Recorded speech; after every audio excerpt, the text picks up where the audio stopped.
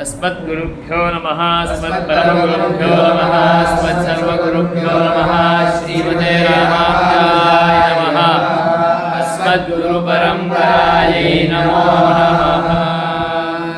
यः सर्वज्ञः सर्वविद्यश्रेष्ठमहिमा भूयि तन्नमामि घनश्यामं परतः परम्। परतः परम्। मुण्डकोपनिषदि तृतीये मुण्डके प्रथमः खण्डः। तत्र 10 मन्त्राः वर्तन्ते। उपदशमन्त्राणां मध्ये आदौ जीवब्रह्मणोः साक्षात् वैलक्षण्यम् उपपादयति। जीवः मुक्तो भवितुम् इच्छन् मुमुक्षुः भूत्वा भगवतः उपासने रतो भवति, तं प्राप्नोति। स एव न भवति यशः। तदैव सः मुक्तः आत्मा जीवः साक्षात् परं ब्रह्म न भवति इति अवगन्तुं शक्यते यदा वयं तयोः द्वयोः नाम आवयोः द्वयोः जीवपरमात्मनोः साक्षात् स्वरूपविमर्शं कृत्वा स्पष्टरूपेण इदमित्थन्त्वेन रूपेण अवगच्छामः। बहवः अद्वैतमतावलम्बिनः अयं जीवः एव साक्षात् परब्रह्मस्वरूपो भवति इत्येवं रूपेण उपपादयन्तः भवन्ति।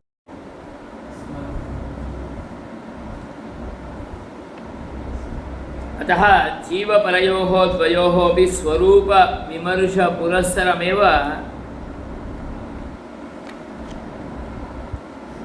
अस्माभिः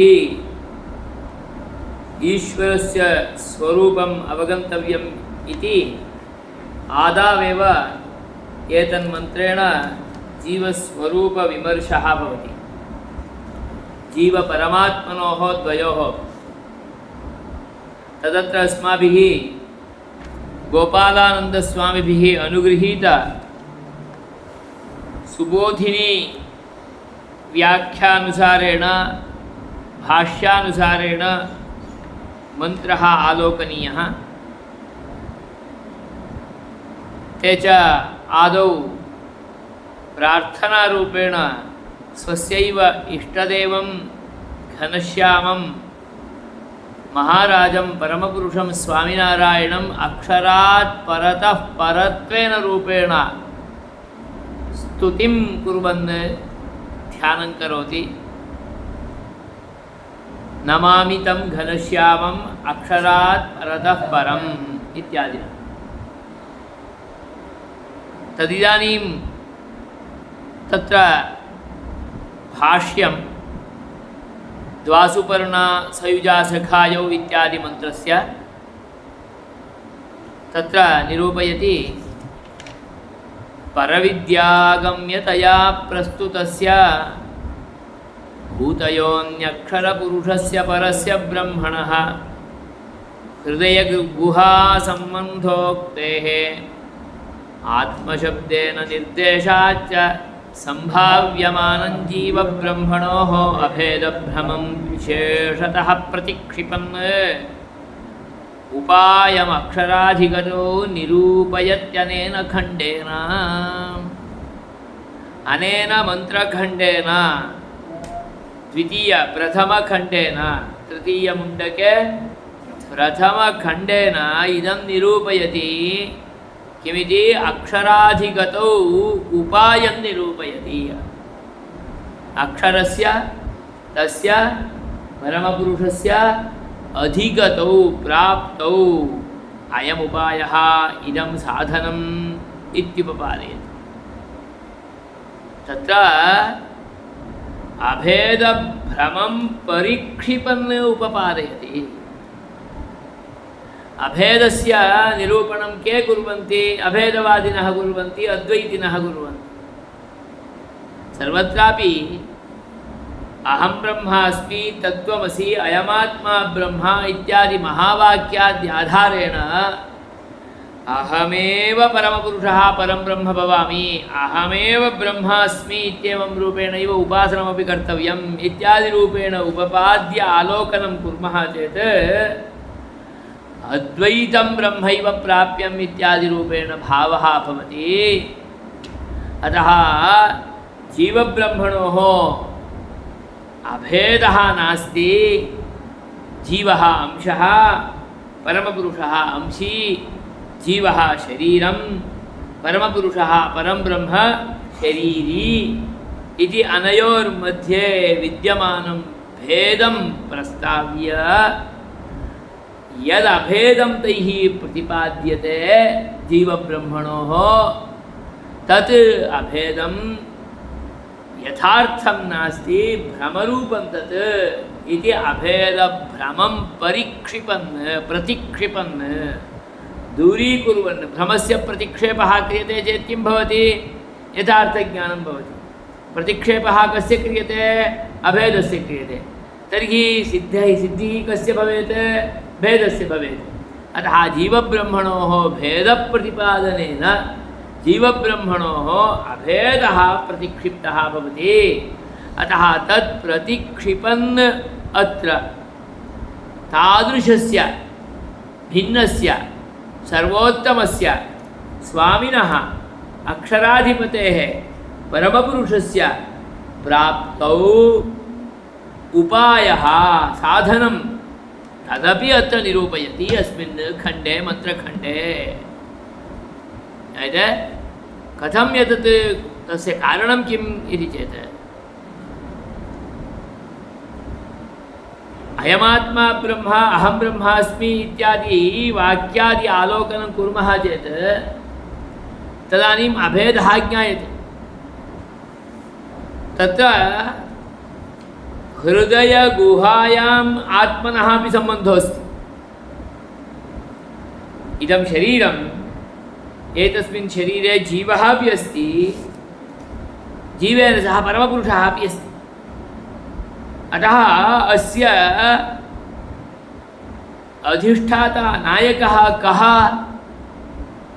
इति प्रश्ने आत्मा इत्युच्यते। आत्मा इति चेत् जीवात्मा अपि भवति, परमात्मा अपि भवति। तदानीं किं वक्तव्यं इति चेत् जीवः अपि आत्मा, परः अपि आत्मा, परन्तु जीवः योऽयम् आत्मा वर्तते सः पाञ्चभौतिकस्य देहस्य शरीरी भवेत्, परन्तु यः परमात्मा वर्तते तत्कृते तु शरीरमेव अङ्गमेव इति यदा स्पष्टरूपेण प्रतिपत्तिः विमर्शः परामर्शः इत्यादिना उपपाद्यते तदानीं भेदः ज्ञायते, अन्यथा तु न ज्ञायते। अतः हृदयगुहा परमपुरुषस्य परब्रह्मणः हृदयगुहासम्बन्धेन आत्मशब्देनापि निर्देशात् हृदयगुहासम्बन्धः यथा जीवस्य वर्तते एतस्मिन् शरीरे तथा परमपुरुषस्यापि वर्तते। एवञ्च आत्मशब्देन येषोपि निर्दिष्टः जीवोपि परमात्मापि आत्मशब्देन निर्दिष्टः। अतः भ्रमस्य कृते अवकाशः अस्ति। अतः सम्भाव्यमानभ्रमः अस्ति इति न, सम्भवति भ्रमः। अतः स्पष्टयति भूतयोऽन्यक्षरपुरुषस्य परस्य ब्रह्मणः। कः अक्षरपुरुषः अहं परमपुरुषः, कः अयं भूतयोऽन्यक्षरं भूतयोनिपुरुषः। भूतम् इति चेत् पञ्चभूतं, तस्य कृते योनिः इति चेत् आदिकारणं। सम्पूर्णपाञ्चभौतिकस्य अस्य प्रपञ्चस्य यः आदिकारणभूतः अक्षरपुरुषः परमपुरुषः परं ब्रह्म तस्य आत्मशब्देनापि निर्देशः अस्ति। यत् कः अयं परविद्यागम्यतया प्रस्तुतः। परविद्यायां गम्यतया गन्तुं योग्यत्वेन रूपेण अस्माभिः सर्वैः अपि प्राप्यत्वेन रूपेण योऽयं प्रस्तुतः परमपुरुषः परमात्मा परं ब्रह्म भूतयोऽन्यक्षरपुरुषः इत्येवं रूपेण विद्यमानः तस्य कृते हृदयगुहासम्बन्धोऽपि प्रोक्तः तस्य कृते आत्मशब्देनापि निर्देशः कृतः अतः बहुत्र विद्यमानवाक्यानाम् आलोकनेन अयमात्मा ब्रह्म अहं ब्रह्म अस्मि इत्यादि वा तत्त्वमसि इत्यादि वाक्यानाम् आलोडनेन योऽयं भ्रमः भवति सम्भवति तादृशसम्भाव्यमानजीवब्रह्मणोः अभेदभ्रमं निरसितुं निरसन् प्रतिक्षिपन् अत्र निरूपयति अक्षरस्य प्राप्तौ परमपुरुषस्य प्राप्तौ अयमेव उपायः भेदज्ञानमेव उपायः स्वां परमपुरुषापेक्षया भिन्नत्वेन अवगत्य यदि एषः उपासनं करोति दास्यतां स्वीकृत्य च उपासनं करोति तदानीमेव तं प्राप्तुं शक्नोति अतः तदत्र उपपादयति निरूपयत्यनेन खण्डेन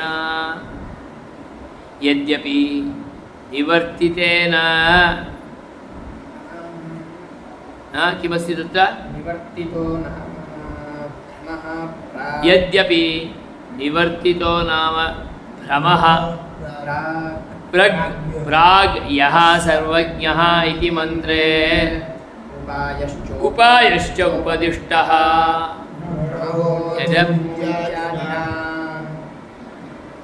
प्रणवो धनुः इत्यादिना प्रणवो धनुः शरो ह्यात्मा अक्षरं लक्ष्यमुच्यते ब्रह्म उच्यते इत्यादि तत्र प्रणवः धनुः शरः आत्मा इत्यादिना उपायः यद्यपि निर्दिष्टः पूर्वमेव तत्रापि यस्सर्वज्ञः सर्ववित् यस्य ज्ञानमयं तपः इत्यादिनापि ज्ञानमयं तपः अस्ति चेदेव सः ब्रह्म प्राप्तुं शक्नोति इति उपायादिकमपि तत्र यद्यपि उपदिष्टं तथापि तत्र तत्प्रतिक्षेपः न अतिस्फुटः कस्य प्रतिक्षेपः अभेदवादिनां प्रतिक्षेपः स्फुटः नास्ति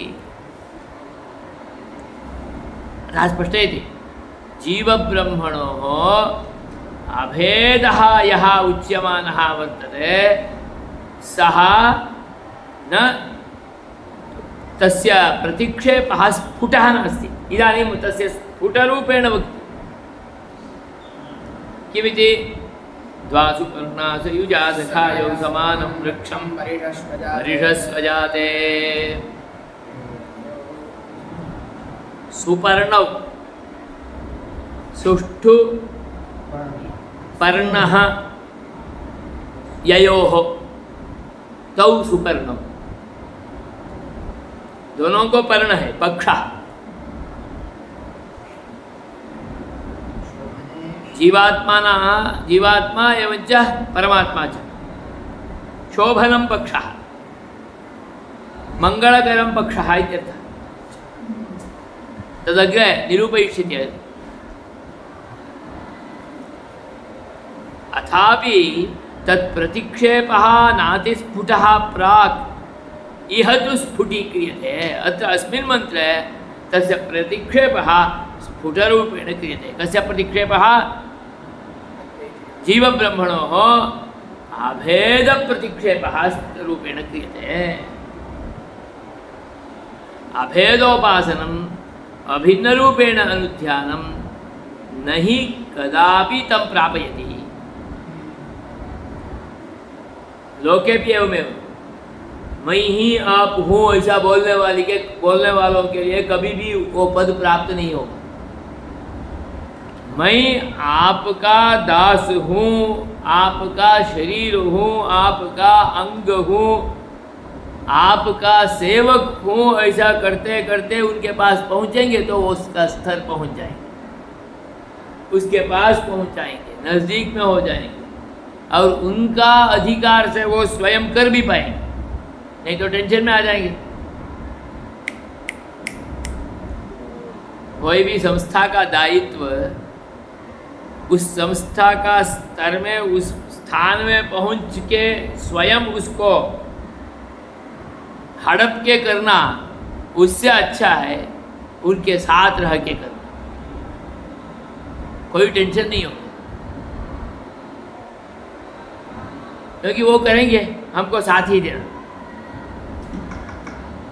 और बहुत दिन नहीं कर पाएंगे, उसके स्थान में पहुंच गए वो भी आक्रमण करके पर पहुंचे तो बिल्कुल नहीं होगा। प्रेम से पहुंचे तो वो भी मदद करेगा, बाकी भी मदद करेंगे, वो काम कर सकते।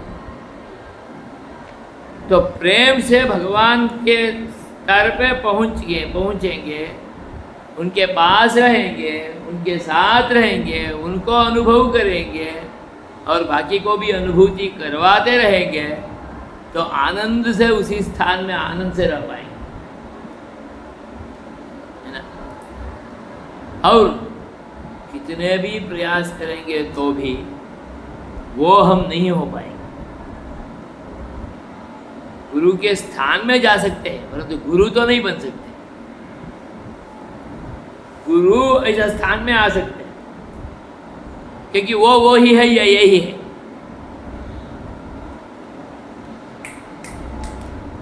अतः अभेद ब्रह्म प्राप्यम इत्यादि रूपेण उच्यते खलु। तत् योग्यं नास्ति। यद्यपि पूर्वतनेषु मंत्रेषु एव तत् स्फुटं, तथापि इदानीं तत्र परमस्पष्टरूपेण उपपाद्य दर्शयति मंत्र एव। किमिति इमौ द्वौ न हि कदापि जीवः परमपुरुषः, जीवः अन्यः परमात्मा अन्यः, इमौ द्वावेव एतादृशस्य एतस्य शरीरस्य आश्रयणं कुरुतः। अयं वृक्षः, वृक्षस्य आश्रयं कुरुतः उभावपि, परन्तु एकः साक्षी भवति, अपरः कर्मफलभोक्ता भवति। अनेन जीवेन आत्मना अनुप्रविश्य नामरूपे व्याकरवाणी इति परमपुरुषः परमात्मा प्रतिज्ञां कृत्वा एतस्मिन् वृक्षरूपे शरीरे प्रविशति जीवेन सहैव। एकमेव इमं वृक्षम् उभौ अपि आश्रित्य तिष्ठतः, उभौ अपि शोभनाङ्गौ, सोऽपि ज्ञानस्वरूपः एषोऽपि ज्ञानस्वरूपः। जीवः भी ज्ञानस्वरूपः है, खलु आत्मा एव, परमात्मा भी आत्मा एव, ज्ञानस्वरूपः एव। सोऽपि ज्ञानघनः एषोऽपि ज्ञानघनः, परन्तु एकः परमात्मा साक्षी भवति, अपरः जीवात्मा अत्र इदं शरीरम् आश्रित्य स्वकीय कर्म फलं भुङ्क्ते। पुण्यं कर्म चेत् पुण्यं भोगं भुङ्क्ते, पापी चेत् पापफलं भुङ्क्ते। स तु केवलम् अत्र आनन्देन भवति, निर्लिप्तः भवति। यथा गुरुः आश्रमे तिष्ठति, तस्मिन्नेव आश्रमे शिष्याः अपि भवन्ति। शिष्याणां कृते निर्देशः, शिक्षा, अध्ययनम् एवं तपः जपः एतदेव भवति। गुरोः कृते एवं न भवति। सः साक्षीरूपेण तिष्ठन् निर्देशादिकं कुर्वन् आनन्देन भवति। यथा एकमेव आश्रमम् आश्रित्य उभौ गुरुशिष्यौ भवतः, यथा एकमेव गृहं कार्यालयम् आश्रित्य कर्मकरः एवं अधिकारी इति उभौ भवतः, तथा एकमेव इदं शरीरम् आश्रित्य द्वौ आत्मानौ जीवपरौ सुपर्णौ ज्ञानस्वरूपौ तिष्ठतः तत्र एकः कर्मफलस्य भोगं करोति अपरः अनश्नन् अभिचाकशीति। कर्मफलभोगः तत्कृते नास्ति।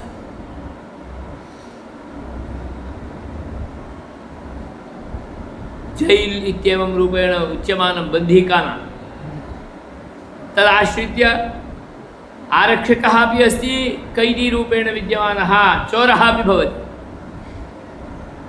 एकः कर्मफलं भुङ्क्ते, अपरः अधिकारीरूपेण अवतिष्ठति, साक्षीरूपेण अवतिष्ठति। अतः अनयोः द्वयोः विद्यमानं यत् स्वरूपमस्ति, भेदस्वरूपं, तत् स्फुटीक्रियते अत्र। सत्यादिसहकारिनिरूपणञ्च उपायनिरूपणे विशेषः। तत्र सत्यमेव जयति नानृतम् इत्यादिरूपेण उपपादयति। तत्तु साधनम्। अनृतं कदापि न जयति, सत्यमेव जयति।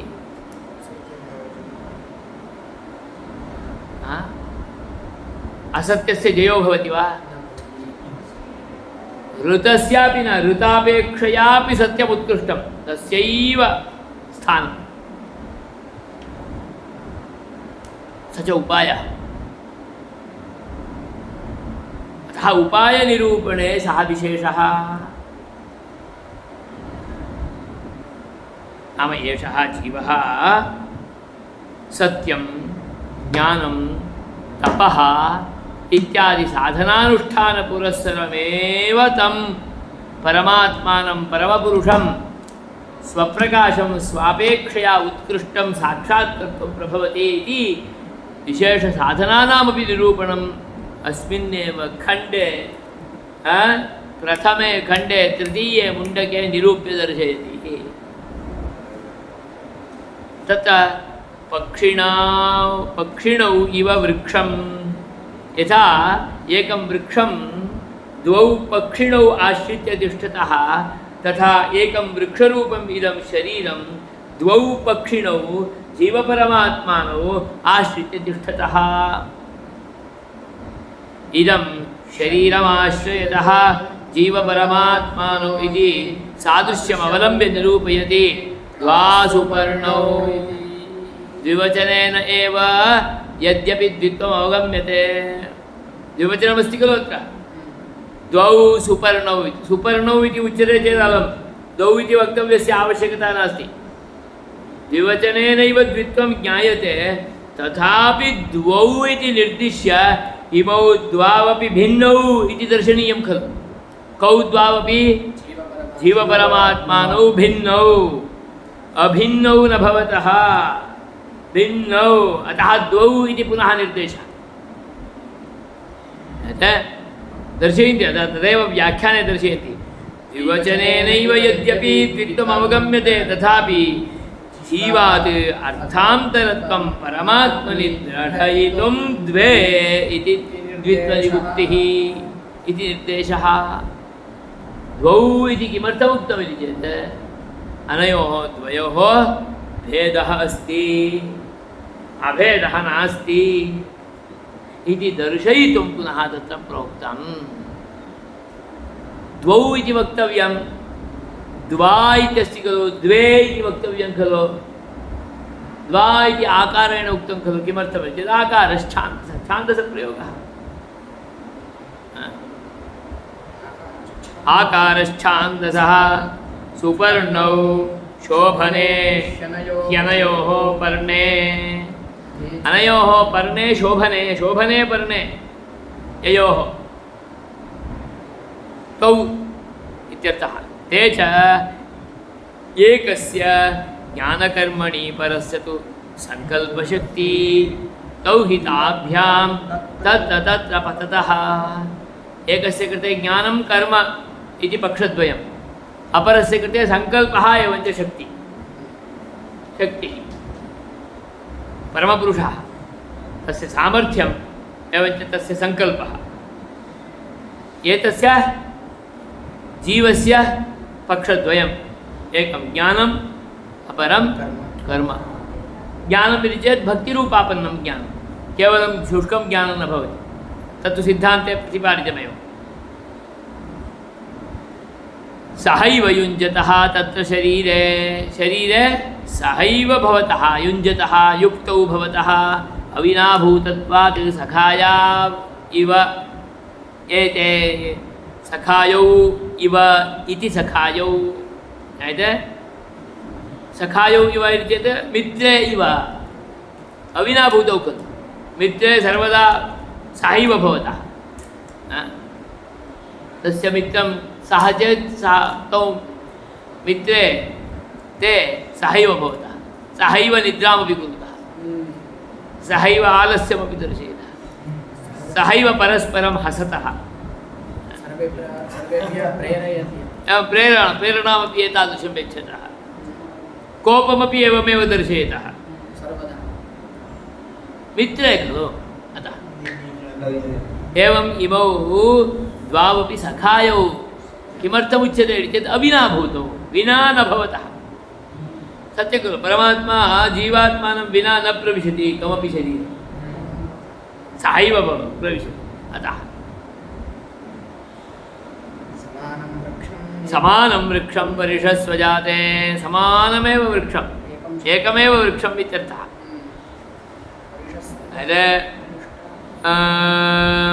समानं वृक्षम् एकं वृक्षं किं तत् शरीराख्यवृक्षं परिषस्वजाते प्रविष्टौ इति यावत् परिषस्वजाते तत्र तस्य आलिङ्गनं कृत्वा उभावपि जनिं प्राप्तौ इव आगच्छतः जन्म कस्य अभूत् चेत् जीवस्य तदपि शरीरसम्बन्धेनैव जीवोऽपि न जायते परमात्मापि न जायते उभावपि नित्यौ परन्तु शरीरसम्बन्धं प्राप्य उभावपि जनिं प्राप्नुतः इव भवतः परिषस्वजाते अवलम्ब्य जनिं प्राप्नुतः इव आगच्छतः सखायौ इव प्रविष्टौ इति यावत् तयोः अन्यः विफलं स्वाद्वत्ति तयोः निर्धारणे षष्ठी तयोः एकतमः इत्यर्थः षष्ठी विभक्तिः तत् निर्धारणषष्ठी अन्यतमः अन्यतरः इत्यर्थः एक एव द्वयोरन्यः एकतः एकः इत्यर्थः एक एव कदापि अन्यः न कः अयं जीवः जीवः एव परमात्मा एव स्वादुपिप्पलम् अस्ति जीवः एव इत्यर्थः तयोः निर्धारणषष्ठी यः अन्यः परस्मात् सः जीवः परस्मात् अन्यः यः वर्तते सः स्वादुपिप्पलम् अस्ति कर्मफलरूपेण विद्यमानं फलं यद् वर्तते तत् अस्ति अश्नुते पिप्पलम् इति फलं लक्ष्यते फलं च वृक्षं येष प्रविष्टः तस्य फलं च वृक्षं येष प्रविष्टः वृक्षस्य प्रवेशो भवति चेत् वृक्षे यत् फलं भवति तस्य फलस्य अनुभवम् एकः करोति कर्मणः फलम् इति यावत् कस्य फलमिदम् इति चेत् कर्मणः फलम् इत्यर्थः स्वकीय अनाद्यविद्यासञ्चितपुण्यपापरूपं यत् कर्म वर्तते तस्य कर्मणः फलं तत् लक्ष्यते फलं च स्वाद्वत्ति स्वादु अत्ति इत्यर्थः अत्ति स्वादु अत्ति क्रियाविशेषणम् इत्यर्थः अत्ति इत्यस्य अदनं कीदृशम् अदनम् इति चेत् स्वादु सम्यक् अत्ति इत्यर्थः स्वादु इत्यस्य केवलं पुण्यं रसमयमेव अस्ति पापं न अस्ति इति तदानीं तत्र अन्वयो भवेत् अतः अत्ति इत्यत्रैव स्वादु इत्यस्य विशेषणं नाम सम्यक् भुङ्क्ते इत्यर्थः कर्मफल पुण्य हो पाप हो जो भी हो उस फल को तो अच्छी तरह से भोग करेंगे कथम भोगते इति चेत् यावत् भोगः पूर्णः न भवेत् तावत् परमात्मा एनं भोजयति है ना तावत् भुङ्क्ते इत्यर्थः कर्मफलं स्वादु अत्ति अति इति क्रियाविशेषणम् कर्मणः फलं स्वाद्वत्ति स्वादुता च इह बौद्धा स्वादुता च इह बौद्धा बुद्ध्या अस्माभिः अत्र एतत् लक्षणीयम् इत्यर्थः नाम बुद्धिपूर्वकमस्ति चेत् तदानीं प्रीत्या कर्मफलम् अस्ति इत्यर्थः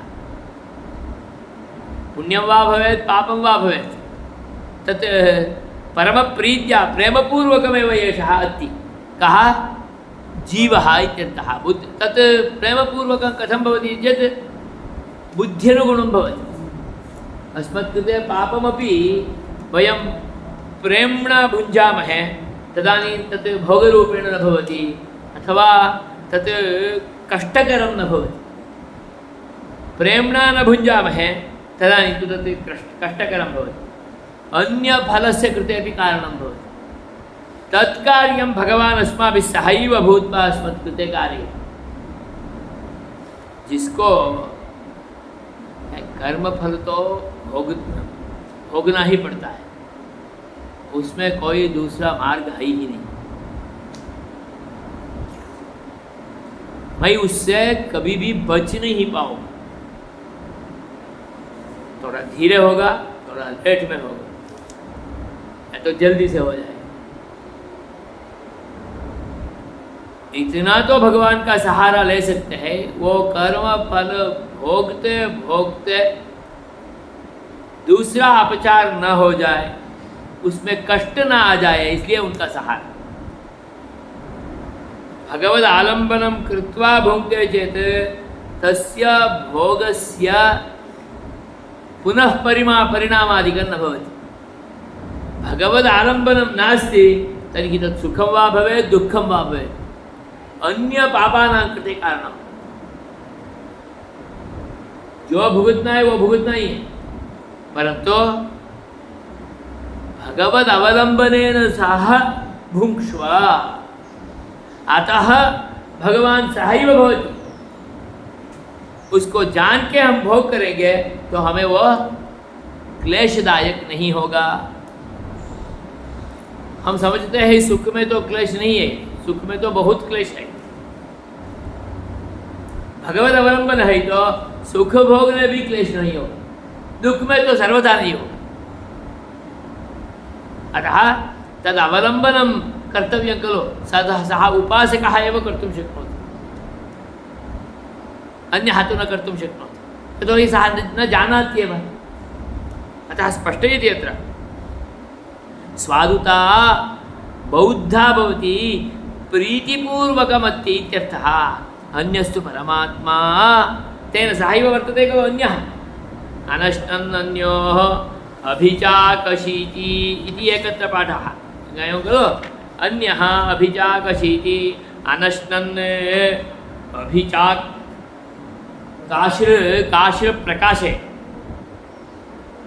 चाकशीति अतिशयेन प्रकाशते इत्यर्थः अभिचाकशीति अभीतः अतिशयेन चाकशीति कैसा प्रयोग व्याकरण का प्रयोग है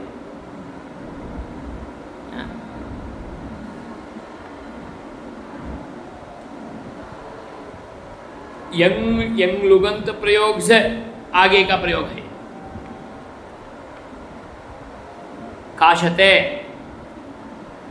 अतिशयेन काशते चाकशीति अभीतः चाकशीति अतिशयेन सर्वप्रकारेणापि प्रकाशं करोति सः परमात्मा कुत्र अत्रैव तिष्ठति एवं रूपेण विद्यमानः सः परमात्मा केवलं प्रकाशते अन्यः इति उभयनिर्देशात् अनयोर्भेदः दृढीक्रियते अनश्नन् अन्यः अन्यः चेत् कस्मादन्यः यः अश्नाति तस्मादन्यः कः अश्नाति कर्मफलं जीवः जीवात् अन्यः चेत् भेदः एव खलु जीवात् अनन्यः इति चेत् अभिन्नः भवेत्। जीवात् अन्यः कः? परमात्मा। योऽयम् अत्र विद्यमानः सः अभिचाकशीति, सः अभिचाकशीति अतिशयेन प्रकाशते, सर्वतः प्रकाशते। तर्हि तादृशप्रकाशः जीवस्य नास्ति। अत एव तस्मात् अन्यः अयम्।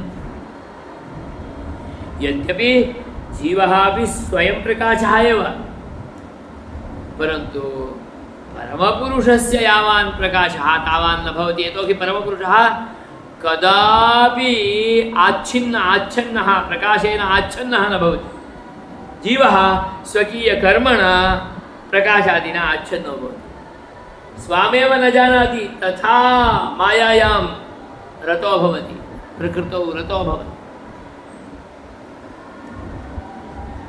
अतः जीवपरमात्मानौ सर्वथा भिन्नौ इति अनयोः द्वयोः अपि जीवपरयोः स्पष्टरूपेण विलक्षणताम् अत्र प्रतिपादयति अस्मिन् मन्त्रे इति दृढयित्वा उपपादयन्ति।